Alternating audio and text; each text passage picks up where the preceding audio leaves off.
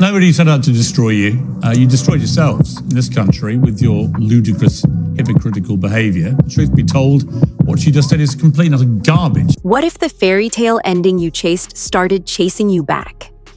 5 years ago, Meghan Markle seemed destined to rewrite royal history, a California actress stepping into centuries-old ceremony with sunshine and certainty. Today, British polls rank her just one slot above the monarchy's most disgraced exile, and Hollywood studios whisper that her name is a business risk. The distance between promise and present isn't measured in miles, but in missteps, and each one tells a story. When royal watchers first glimpsed Meghan in that white trench dress outside Kensington Palace, it felt cinematic. A biracial, self-made actress marrying a prince. Global headlines wrote themselves. She walked into St. George's Chapel with gospel choirs, cellist Sheku Kane Mason, and a veil stitched with Commonwealth blooms, signaling modernity in every stitch. Crowds cheered. Commentators predicted a new Diana moment. For a heartbeat, monarchy and millennial ethos danced in lockstep. Yet inside those stone walls, tradition is less a costume than a commandment. Yeah, what has he done with this Netflix series? He's used his mother to sell it.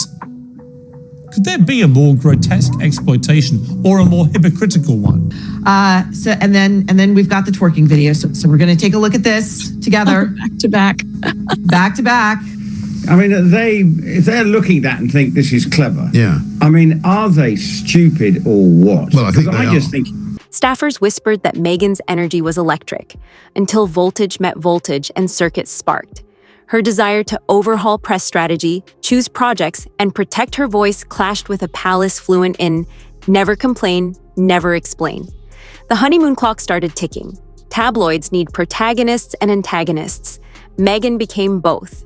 In morning editorials, Piers portrayed her as a master manipulator, while biographer Tom Bower cast her climb as calculated ambition.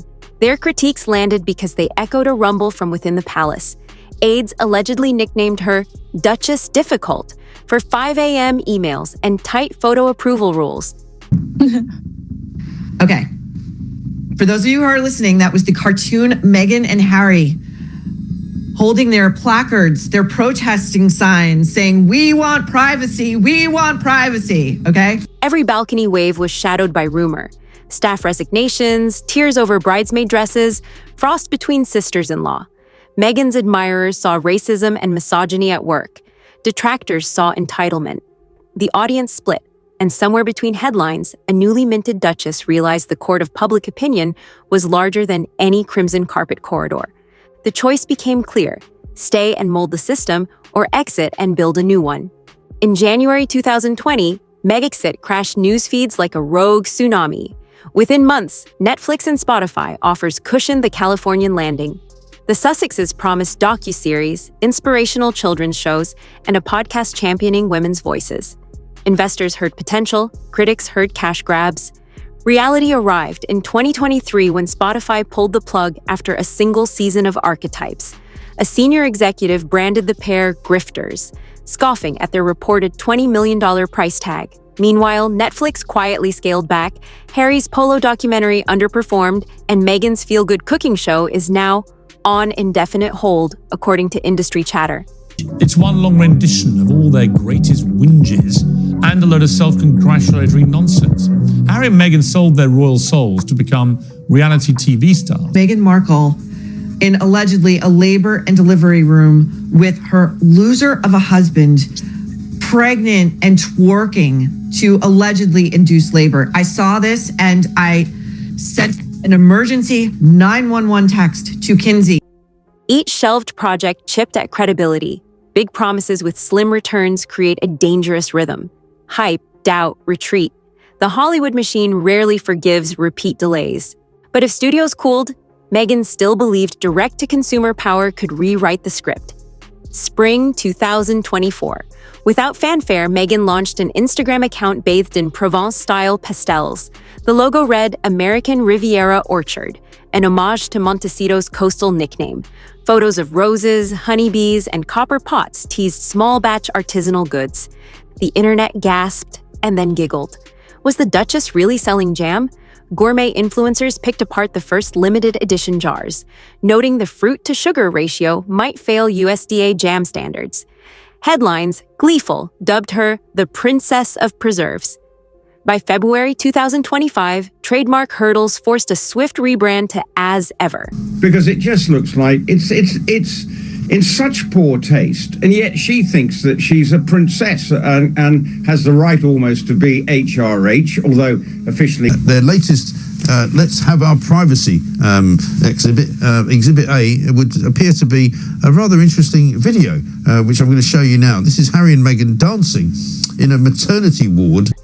Insiders claimed Meghan was upset and stressed by the backlash, yet she doubled down.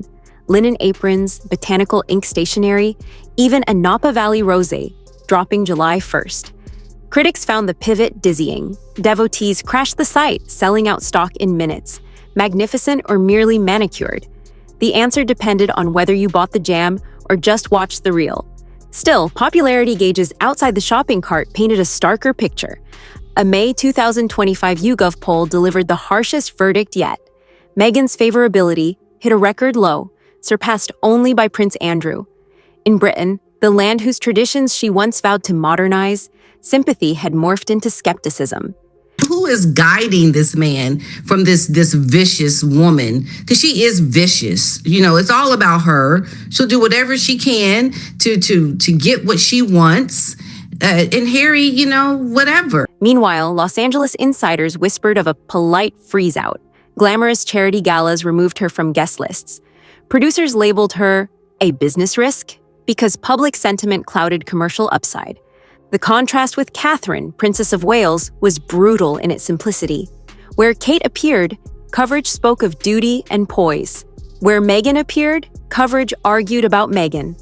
One woman's silence became louder than the other's podcast. And behind that media echo chamber lay relationships even harder to mend.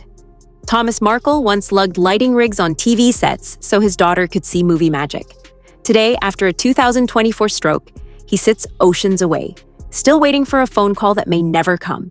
The estrangement paints Meghan's compassion branding in uncomfortable hues, especially when tabloids splash photos of Thomas shuffling past reporters, clutching medical paperwork. Inside royal circles, anecdotes surface of Queen Elizabeth's quiet wish that Meghan skip Prince Philip's funeral to avoid overshadowing grief. True or not, the story stuck because it felt plausible. The spotlight follows Meghan even to somber ground. Meanwhile, Prince Harry looks adrift. Solo speeches about mental health ring earnest but uneasy, as though he's guarding a kingdom of two. Friends from army days grow scarce, and invitations to Sandringham are now whispered maybe-nots. Which brings us to this summer, where the Sussex brand tries, again, to bloom.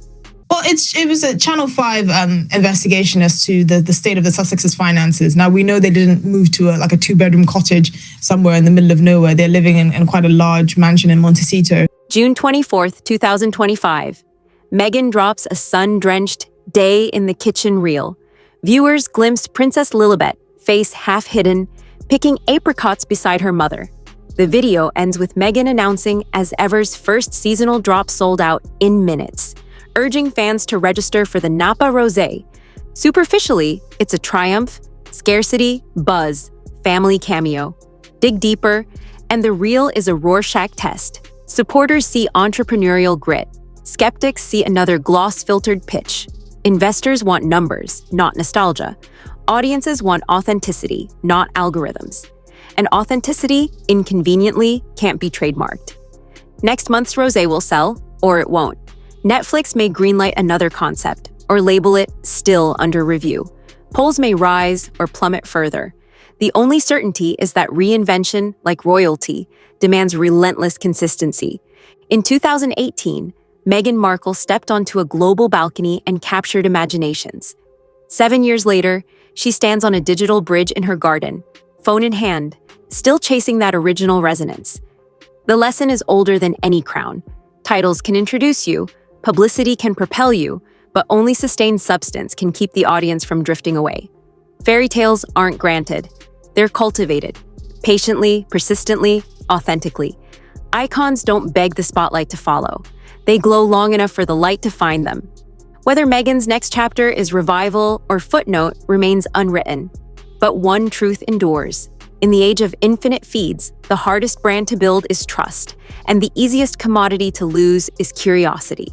She wanted to modernize the monarchy. Now she must modernize herself, or watch the story fade to credits.